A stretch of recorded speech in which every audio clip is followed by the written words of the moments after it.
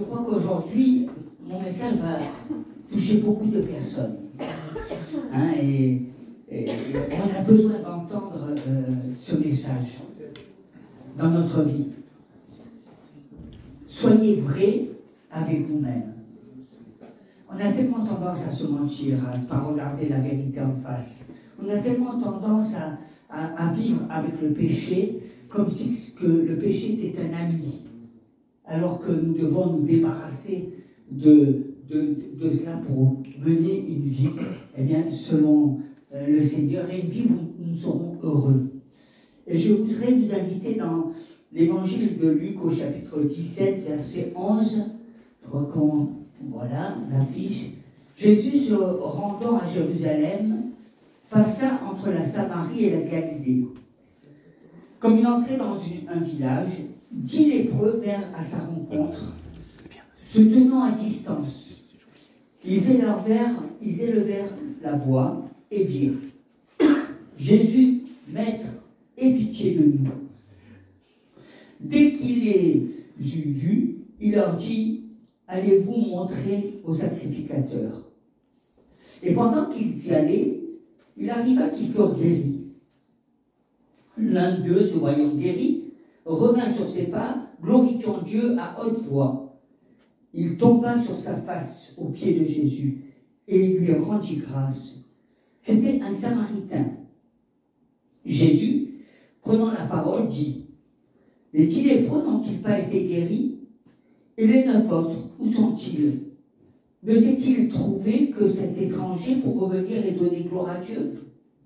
Puis il lui dit: lève-toi, va, ta foi t'a sauvé. Et je voudrais prendre un moment pour vous parler de l'état de ces 10 lépreux. J'ai eu l'occasion, en commençant mon ministère, d'aller en Inde et d'aller dans une léproserie. Et je peux vous dire que quand vous regardez, cela dépasse même notre imagination. Hein, parce qu'on voit tellement de choses affreuses. Mais ce que je peux vous dire, c'est que c'est vrai. C'est la vérité. Et vous pouvez le vérifier parce que la parole de Dieu en parle et elle n'a pas changé. 10 lépreux dans la Bible, tous atteints de la même maladie, tous confrontés à une mort tragique. Vous imaginez, il n'y avait pas de remède pour cette maladie. Hein. Tous sont exclus du temple, ils sont exclus de leur famille, ils n'ont aucune communication avec le public. Ils n'ont aucun espoir pour le lendemain. Ils n'ont rien à espérer de la vie. Ils ont des visages déformés. Ils ont des parties du corps qui sont tombées. Le nez. C'est l'une des premières choses qui se manifeste dans la lèpre. Les lèvres qui commencent à tomber. Les dents, la gencive qui commence à être exposée. Les visages qui sont déformés avec la maladie à l'intérieur. Les os commencent à pourrir, puis à se briser. C'est horrible. L'infection, elle consume les corps.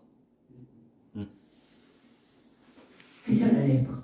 C'est ça le péché. C'est quelque chose qui vous détruit. Qui vous détruit.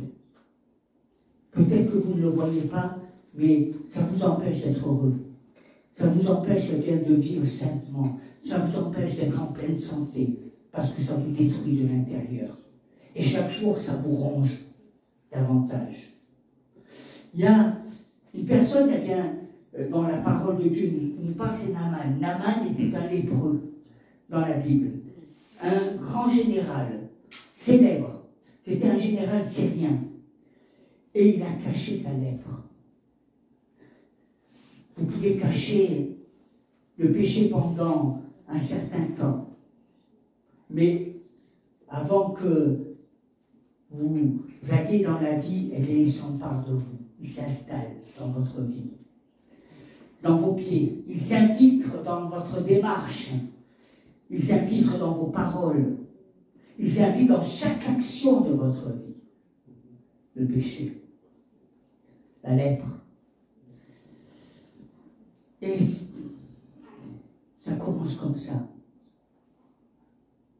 Au début, vous pouvez cacher votre péché. Vous cachez, mais cela prend de plus en plus d'importance et d'ampleur dans votre vie. Et la maladie, eh bien, vous consume. Elle s'immisce dans chaque partie de votre être. Elle va eh bien, dans votre famille. Elle touche, elle a un impact sur vos enfants. Et elle se manifeste, faisant du mal non seulement à vous, mais à ceux qui vous entourent.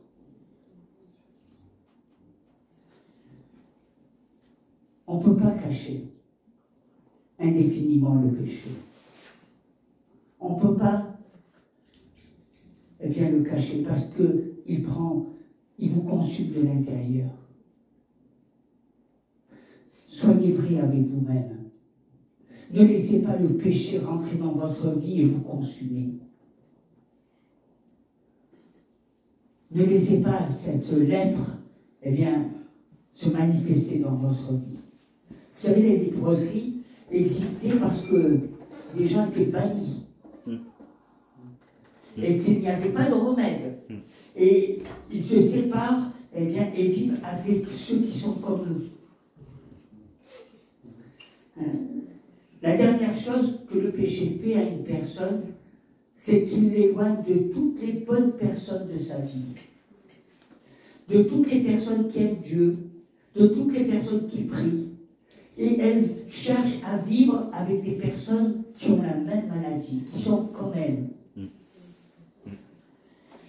Les mêmes péchés, hein, qui les consument. Et là, eh bien, elles se sentent à l'aise entre pécheurs dans cette léproserie. Ils se sentent plus à l'aise eh bien, dans ce monde où il y a la vie, mais ils sont plus à l'aise eh bien, avec ceux qui ont la même maladie. Les 10 lépreux, eh bien, ils ont entendu que Jésus allait venir. Et qu'est-ce qu'ils ont fait par la foi? Eh bien, ils sont sortis de leur léproserie. Il y a des moments dans ta vie où tu prends conscience que le péché est en train de te tuer à petit feu. Et tu prends des risques. Et tu sors eh bien, de ce péché. Vous savez, les péchés. L'alcool, la drogue, le sexe. Marcher selon ses propres désirs. S'éloigner de Dieu. Ne pas rechercher la face du Seigneur. Et ils ont entendu. Ils ont entendu eh bien, que Jésus allait venir. Quelques chapitres avant, dans l'évangile de Matthieu, il est dit que lorsque Jésus fut descendu de la montagne, eh bien, une grande foule le suivit. Et voici un lépreux s'étant approché, se prosterna devant lui et dit « Seigneur, si tu le veux, tu peux me rendre pur. » Amen. Jésus étendit la main, le toucha et dit « Je le veux, sois pur. » Aussitôt, il fut purifié de sa lèpre. Puis Jésus lui dit « Garde-toi d'en parler à personne, mais va te montrer au sacrificateur. » Ils ont entendu ces 10 lépreux. Ils ont quitté leur léproserie et ils ont couru vers Jésus. Vous savez, la foi vient de ce qu'on entend. Quand tu entends eh bien, la parole de Dieu, quand tu entends les témoignages du Seigneur, eh bien, tu viens à Jésus. Nos témoignages. Vos témoignages. Et dans cette situation qui était pour eux désespérée, et je vous dis, hein, j'ai pris des enfants dans mes bras qui avaient la lèpre. Et je peux vous dire que c'est difficile à supporter. Mais l'amour de Dieu est tellement grand que vous êtes pris par cet amour que vous ne voyez même plus eh bien, cette maladie, cette gangrène. L'amour de Dieu est puissant et Dieu vous aime. Dieu ne vous a pas appelé à cacher votre vie. Dieu ne vous a pas appelé à chercher par vous-même, à contrôler toutes choses. Dieu vous a appelé à chercher le Seigneur. Et pitié de nous. Et pitié de nous. Et Jésus leur dit, et il leur donnait une instruction étrange. Vous ne trouvez pas? Il leur dit, parce que ça ne s'est jamais passé, il dit d'aller voir le sacrificateur. Quand Jésus a guéri le malade dans la piscine de Bethesda, il a guéri, alors qu'il attendait depuis 30 ans. Quand il a ouvert les yeux des aveugles, il a guéri. Il n'a jamais dit d'aller voir les sacrificateurs. Mais là, pour ceux qui avaient cette lèpre, il leur dit d'aller voir le sacrificateur. C'est ce qu'il a dit à ces hommes. C'est ce que je veux vous dire. Dans votre état, qui est différent de tous les autres états, vous devez aller voir après, vous devez aller à l'église, vous devez aller à la maison du Seigneur. Vous croyez que vous allez trouver des remèdes dans les médecins, vous croyez que vous allez trouver des remèdes dans la psychologie, vous croyez que vous allez trouver des remèdes, ces remèdes-là, ils se trouvent que dans la maison de Dieu. Amen. Dans la maison de Dieu. Parce qu'il n'y a que le Seigneur qui efface le péché.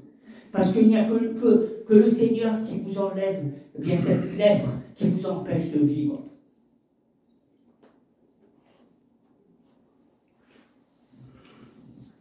Vous avez besoin d'entendre la parole.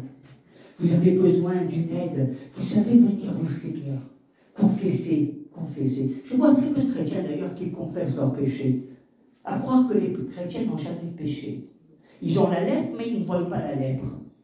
Parce qu'ils ne confessent pas leur faute. Ah, mais je confesse à Dieu. Allez voir le sacrificateur.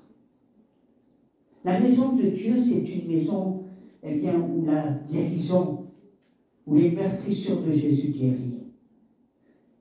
Jusqu'à quand les chrétiens marcheront dans leur propre voie avec cette lèpre au lieu de la déposer, au lieu d'aller voir les sacrificateurs afin qu'ils prient et qu'ils puissent être libérés de cette lèpre, de ce péché. Allez voir. Vous avez besoin de guide. Jésus lui-même a dit, il était ému de compassion parce qu'il voyait toute la foule et il disait, parce qu'il voyait qu'ils étaient sans berger. Aujourd'hui, beaucoup de chrétiens sont sans berger. Ils vivent au travers de leur propre voie. Ils vivent dans leur péché. Ils ne confessent pas.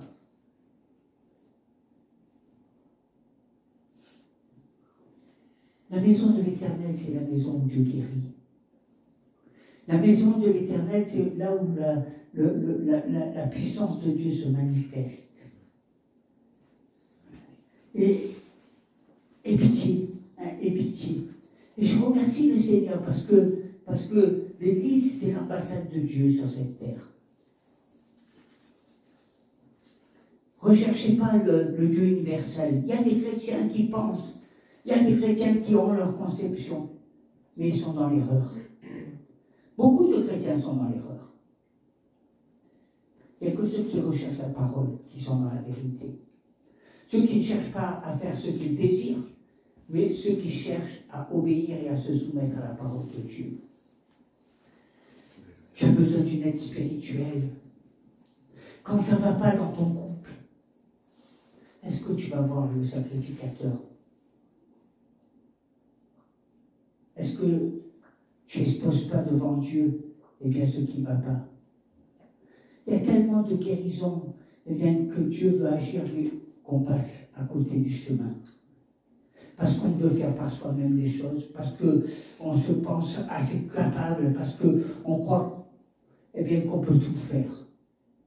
Mais si on se soumet à la parole, vous verrez que Dieu va agir. Amen. Dieu est puissant, Dieu est bon. On le chante, Dieu est bon. Vous savez, quand on est dans une situation, souvent on est impliqué. On est tellement impliqué qu'on voit plus clair. Qu'on agit, eh bien, comme on ne sait même pas comment on se comporte. Parce qu'on vit cette situation. Et quand on va voir le sacrificateur, lui, il a de la hauteur sur cette situation. Il voit les choses avec un autre regard. Que toi, tu peux vivre. Que toi, tu peux voir. Et il est là pour t'aider spirituellement. Il est là pour te conseiller. Il est là pour te guider. Bon, moi, j'ai Jésus qui me guide. Oui, à ta manière. Tu as Jésus quand ça t'arrange. Tu as Jésus quand il te dit que c'est OK. Mais quand Jésus te dit non, tu ne veux plus parce que ça ne t'arrange pas. Combien de fois nous prenons la place de Dieu au lieu de nous soumettre à Dieu?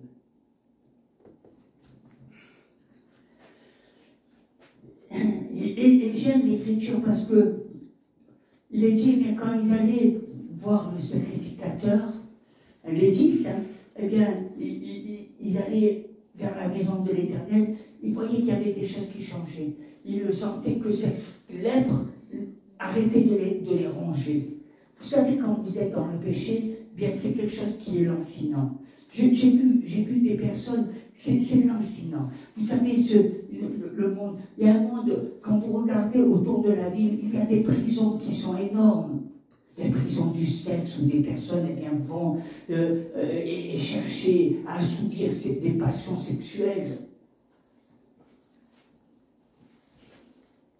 La drogue qui mine une personne, qui la détruit entièrement dans son esprit. L'alcool qui vous rend fou et qui vous fait perdre bien la lucidité. Est-ce qu'on est conscient des dangers de cette lèpre qui peut, du jour au lendemain, détruire votre vie? Et comme ils allaient dans la maison de Dieu, quand on vient dans la maison de Dieu, eh bien, ils sentaient qu'il y avait la guérison et ils furent guéris. Imaginez, lorsque vous commencez à revenir à l'église, eh bien, vous commencez à être dans la maison du Seigneur. Vous sentez qu'il vous protège, qu'il vous garde. Vous sentez, eh bien, l'amour qu'il a pour vous. Vous sentez que Dieu veut vous restaurer. Et au fur et à mesure eh bien, qu'ils marchaient, qu'ils allaient, ils sentaient cette guérison. Ils sentaient que les choses...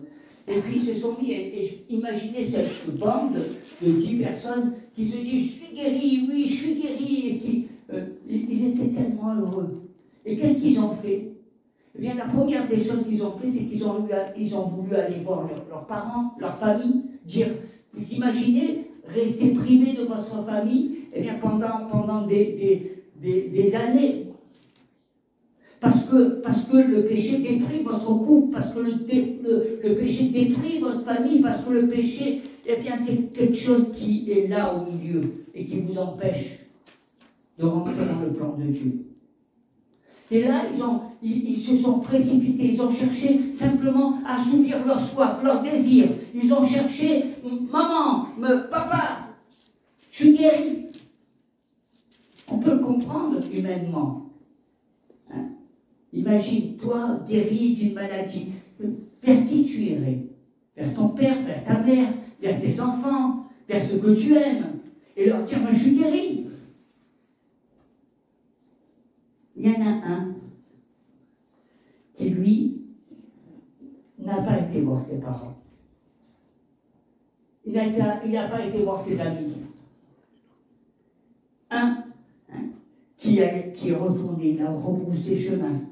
Et puis, il s'est mis à voir Jésus, à retourner. Et quand Jésus l'a vu, il a dit, mais est-ce que les autres n'ont-ils pas été guéris? Un qui est revenu à Jésus et qui l'a adoré. Un Samaritain, un étranger, qui est venu adorer Dieu. Hein? Et comment un Samaritain, un lépreux, eh bien, peut-il adorer le Seigneur? Est-ce qu'il t'a dit, merci Seigneur parce que j'ai un nez en moins, ou j'ai un bras en moins, non? Ou un orteil en moins, ou je marche eh bien, avec une seule jambe? Parce que vous savez, la guérison, eh bien, ils ont été guéris, ça a stoppé, ça a arrêté. Mais le nez qu'ils avaient en moins, il était en moins. Ils sentaient qu'il y avait quelque chose qui les avait guéris. Mais celui qui est venu adorer, celui qui est venu adorer le Seigneur, eh bien, lui, il a eu une autre démarche. Il a dit, je te remercie, non pas parce que simplement tu m'as guéri, parce que je sens que cette maladie ne progresse plus. Non, je te remercie pour ce que tu es. Alléluia. Qui tu es. Vous savez, beaucoup de gens viennent à l'église, je veux ça, je veux ci, je veux là, je veux que tu bénisses, je veux... Si on faisait la liste des prières, c'est incroyable, eh bien, le nombre de revendications qu'on demande à Dieu. Et fais ci, et fais ça, et fais ci, et fais ça, et fais ci, et je veux ci, et je veux là. Prie pour mes enfants, prie pour ceci, prie pour que j'ai un bon travail, prie pour que je puisse me marier, prie pour ceci, prie pour cela. Mais est-ce que tu viens pour Dieu? Est-ce que tu viens pour Dieu ou est-ce que tu viens pour ce que Dieu fait dans ta vie? Parce que l'adoration, c'est adorer Dieu pour ce qu'il est. C'est l'adorer parce qu'il est saint. C'est l'adorer parce que eh bien, tu es heureux de lui appartenir. C'est l'adorer parce qu'il est rempli d'amour, parce qu'il te donne la paix, parce qu'il te donne la joie. C'est l'adorer parce qu'il a changé ta vie. Parce que, eh bien, avant tu faisais n'importe quoi et aujourd'hui, eh bien, tu n'as plus envie de faire n'importe quoi de ta vie. Tu n'as pas envie de gâcher tes jours. Tu veux construire. Tu veux bâtir une maison sur le roc, une famille sur le roc. Dieu est un Dieu puissant. Tu sais, quand tu t'appuies sur lui, il te donne davantage. Tu t'inquiètes peut-être pour ton travail, tu t'inquiètes pour ta famille, tu t'inquiètes pour ceci. Ne t'inquiète pas. Quand tu fais confiance, quand tu regardes à Dieu, eh bien Dieu est le Dieu qui pourvoit à toutes les situations. Alléluia. Il est le Dieu des miracles et des prodiges. Et ça, c'est quelque chose de formidable. De venir à l'église et ne pas simplement le remercier parce que tu as une belle voiture, parce que tu as une belle maison, parce que tu peux aller au restaurant, parce que tu as une... Non. Chaque dimanche, tu es heureux d'être avec tes frères et sœurs, de le louer, de l'adorer, de célébrer son nom. Tu es heureux de manifester la miséricorde. Tu es heureux de vivre la transformation. Seigneur, merci parce que je veux être saint comme toi. Tu es saint. Merci Seigneur parce que je veux regarder avec tes yeux et non pas avec mes yeux. Je veux que ton Saint-Esprit puisse se manifester dans ma vie. Merci Seigneur.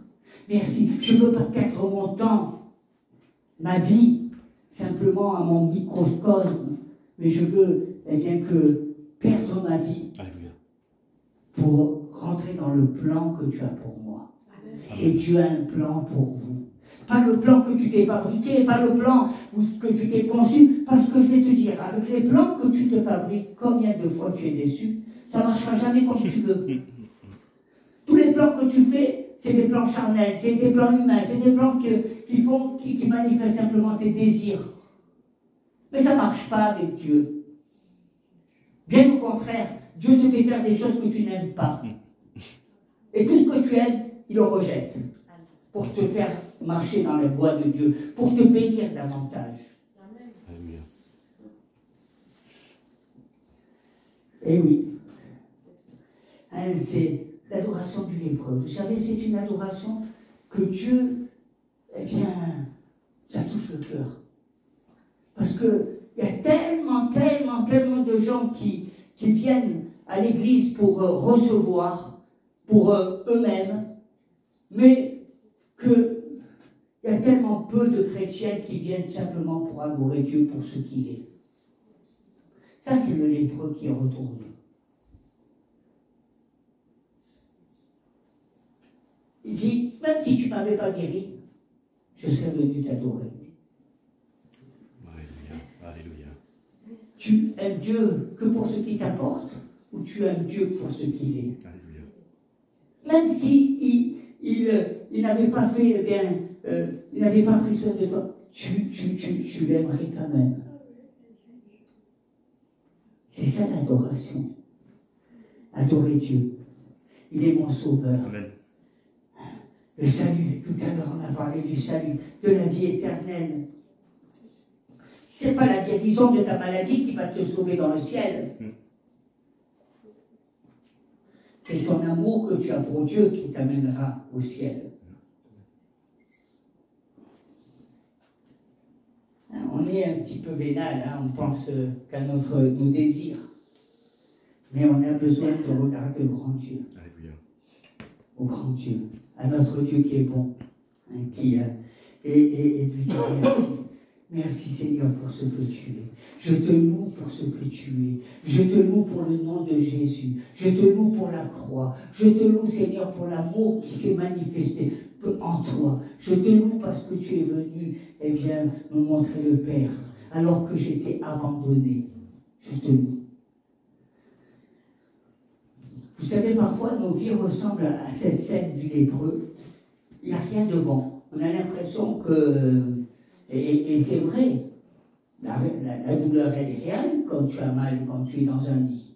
Hein. La souffrance, elle est réelle. Des fois, à la fin du mois, quand tu n'arrives pas à joindre les deux bouts, eh bien, c'est réel. Tu as l'impression que ta vie est laide. Hein, et tu as l'impression que... Et tu sais qu'est-ce que tu fais à ce moment-là?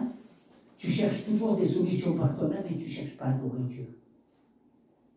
Quand tu viens même à l'église, c'est pour qu'il te bénisse, mais ce n'est pas pour l'adorer. Dieu veut que tu aies l'adoration du lépreux, du pécheur qui s'approche de lui. Dieu aime le pécheur. Dieu aime le pécheur.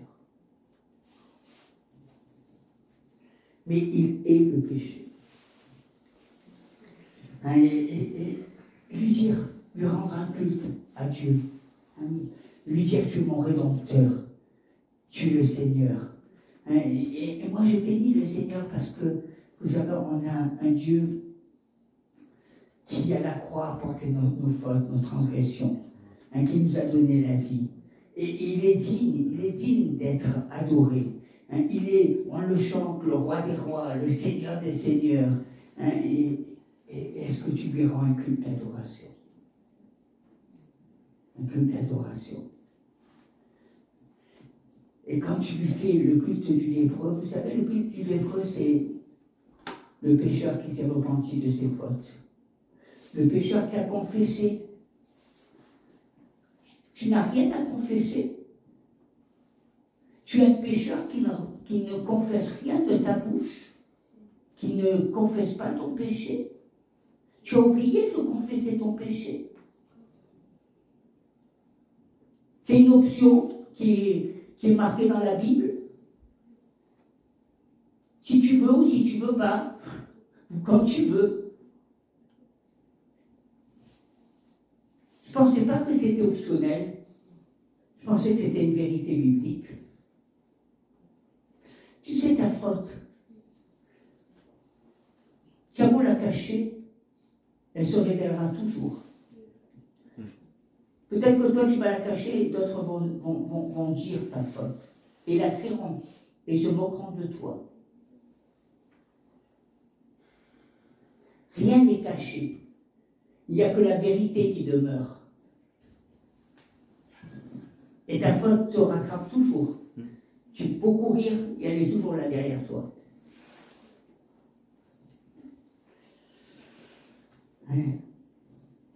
Et j'aime parce que cet homme-là, eh bien, qui a adoré Dieu, Dieu lui a dit, tu seras guéri. Le mot, je veux dire, il lui a dit, tu vas être complètement guéri. Celui qui est revenu au Seigneur, eh bien, Dieu l'a complètement guéri. Le nez qui lui manquait, eh bien, boum, il est revenu. Le doigt qui lui manquait, eh bien, Dieu, paf, il est revenu. Parce que quand tu reviens au Seigneur, eh bien Dieu te restaure complètement. Il te guérit complètement. Complètement. Dis-le à ton voisin, complètement. Complètement. Il ne te guérit pas à moitié, il te guérit complètement. Il te restaure complètement. Il te dit, je contrôle ta situation. Je contrôle ta vie.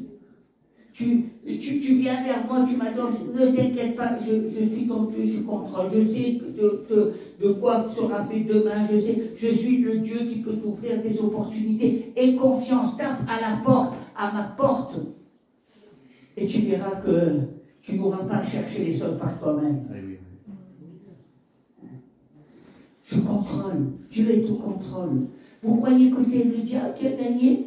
Non, c'est Dieu qui règne. Dieu règne dans le ciel et sur la terre. Le diable, il a beau essayer de se débattre. Et on est dans les temps où on essaie d'attirer le plus d'âmes en enfer.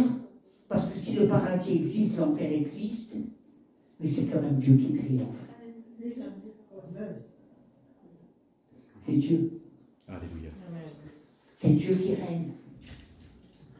Et arrêtez de penser que vous n'êtes pas sauvés.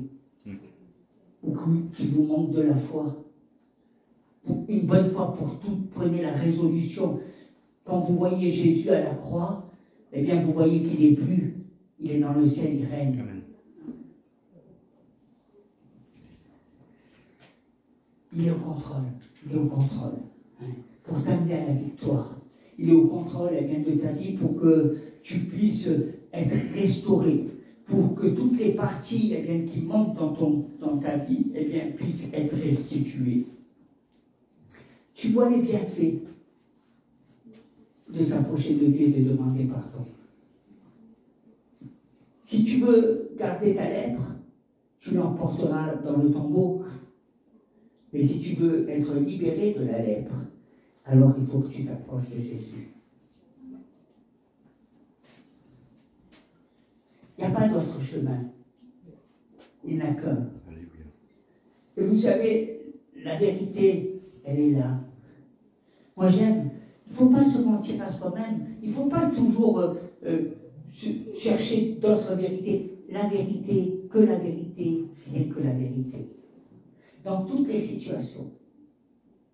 Même quand quelqu'un, eh bien, pêche, la Bible dit reprends-la entre tes frères et sœurs.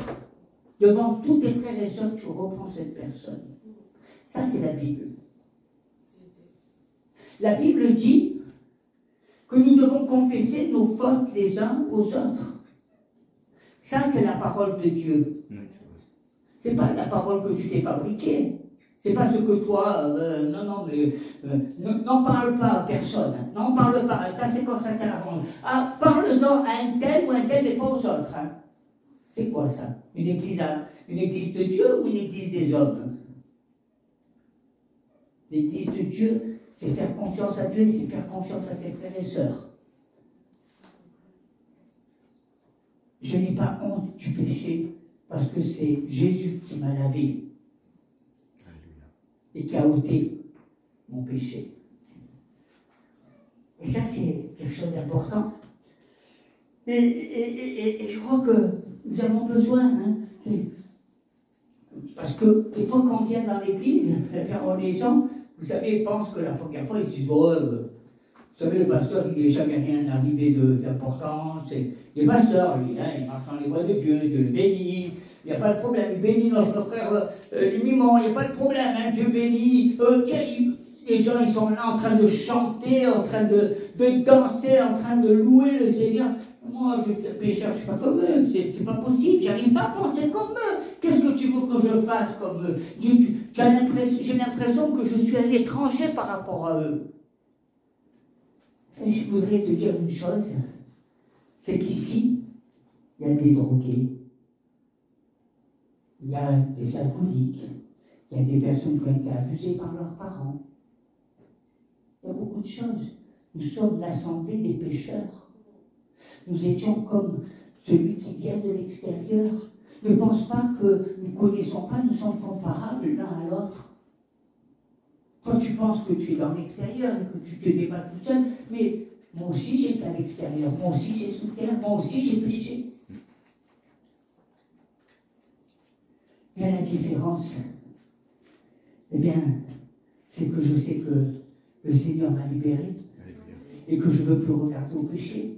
Et je peux m'apitoyer sur moi-même, et je peux voir eh bien, tous les problèmes, parce que moi j'arrive pas, parce que moi j'ai besoin qu'on me plaise, parce que moi j'ai besoin eh bien, qu'on me regarde, j'ai besoin de dire tu peux pas t'imaginer, et comme je suis, je me démène, j'essaie de faire le mieux, je donne, et finalement, j'attends toujours à recevoir des autres, et tu es déçu. Au lieu de te dire, bien Seigneur, tu as ôté mon péché, moi je veux t'aimer pour qui tu es. Tu as une solution à mes problèmes. Toi, tu es la solution. Ce n'est pas la solution que je dicte à Dieu, c'est toi, tu es la solution. Toi, tu es la réponse. Des fois, on s'accroche, hein. Vous savez, les pécheurs, on est, oh, je veux, lâche prise. Fais confiance. N'essaye pas de contrôler. On veut contrôler sa vie, on veut contrôler la vie de ses enfants, on veut contrôler la vie de nos amis, on veut contrôler. Lâche prise. Lâche. Fais confiance à Dieu. Dieu est tout puissant. Dieu est bon. Tu l'as chanté ce matin. Hein, la différence, elle est là. La différence, c'est que on a vécu les mêmes choses. Vous savez, dans l'église, il y a beaucoup de gens qui ont divorcé. C'est un drame. Il y a beaucoup de gens eh bien, qui ont leurs enfants qui ne sont pas dans le Seigneur. C'est un drame. Il y a beaucoup de gens qui, des fois, ne vivent pas dans le luxe. C'est un drame. Mais à la différence, eh bien, c'est qu'ils ont confiance en Dieu. Et ils savent que Dieu restaure. Et ils l'adorent. C'est l'adoration du lépreux. Cette adoration qui eh bien, recherche la face de Dieu. Qui dit Dieu est Dieu. Alléluia. Dieu est grand. Alléluia. Dieu est bon. Merci Seigneur. Merci Seigneur. Merci, je veux être comme toi, je veux te ressembler. Merci Seigneur pour tes pensées. Merci, tu vois, Seigneur, tu me dis que je dois aimer mon ennemi comme moi-même. Merci parce que je veux y arriver. C'est un challenge que tu me donnes et par ton Saint-Esprit, eh bien, je suis heureux.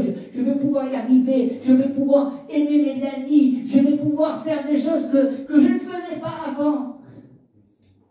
Merci Seigneur. Quelle grâce. Quel bonheur. Merci Seigneur parce que c'est là que je grandis, c'est là que je peux porter du fruit, c'est là que tu m'élèves. Merci Jésus, merci, merci. Je ne veux pas me mentir, je ne veux pas faire semblant, je ne veux pas faire que ce qui m'arrange, je veux faire ce qui te plaît.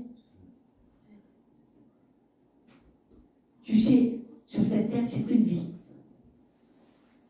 Il n'y en a pas deux. Il n'y en a qu'une. Ne la perds pas. Le Seigneur, il te dit, j'ai vu le chemin de la vie ou j'ai vu le chemin de la mort. Je te conseille de suivre la vie.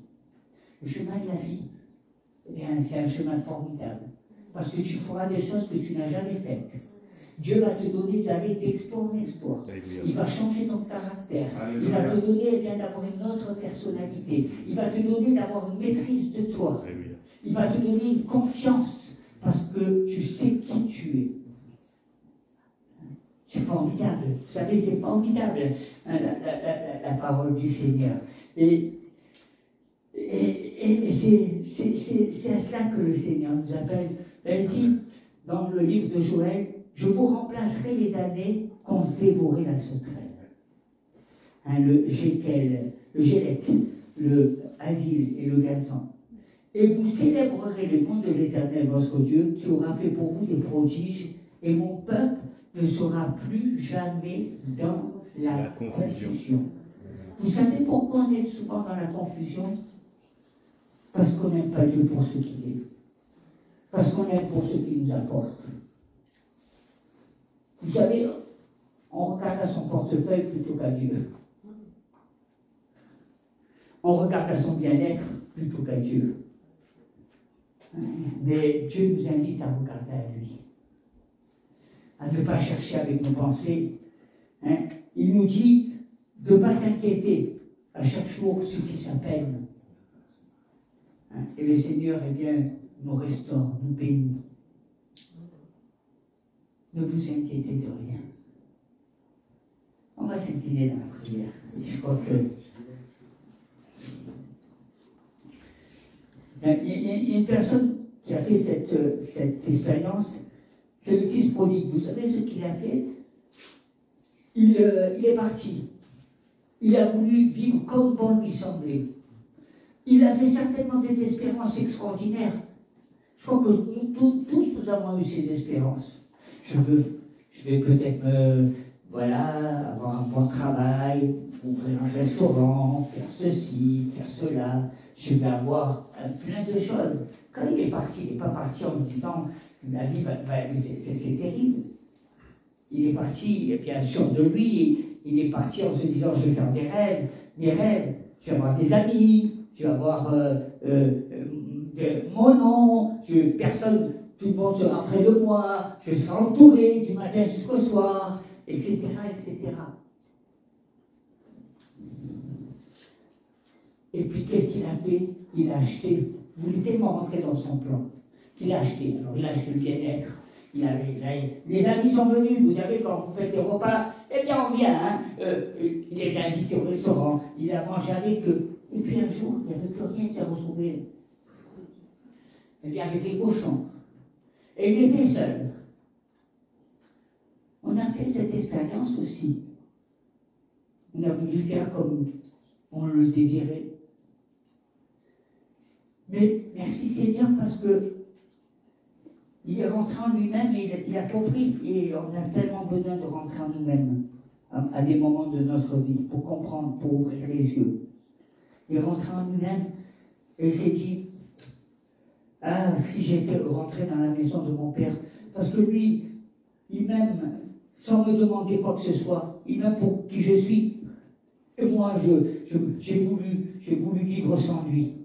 Mais quand je suis allé eh bien, dans la maison du Père, le Père m'a accueilli. Il m'a mis des chaussures. Et les gens, certainement, ils devaient se dire, mais où il est parti, le plus jeune, là, le jeune fils? Il a été en vacances, parce qu'ils n'ont pas vu qu'il était passé par la porcherie. Ils n'ont pas vu qu'il était passé par des moments difficiles. Mais merci Seigneur, parce que, eh bien, Dieu l'a restauré. Complètement. Complètement. Et Dieu veut te restaurer complètement. Alors on va s'incliner dans la prière. Pensez. Vous n'êtes pas parfait, je ne suis pas parfait, nous ne sommes pas parfaits. On fait des erreurs, des choix, des choses. Mais on a besoin eh bien, de nous approcher du Seigneur. On a besoin de s'approcher de la croix. On a besoin de l'adorer. De dire, Seigneur, moi je ne viens pas simplement pour ce que tu vas faire dans ma vie. Je ne viens pas simplement pour être béni. Je ne viens pas simplement pour faire plaisir.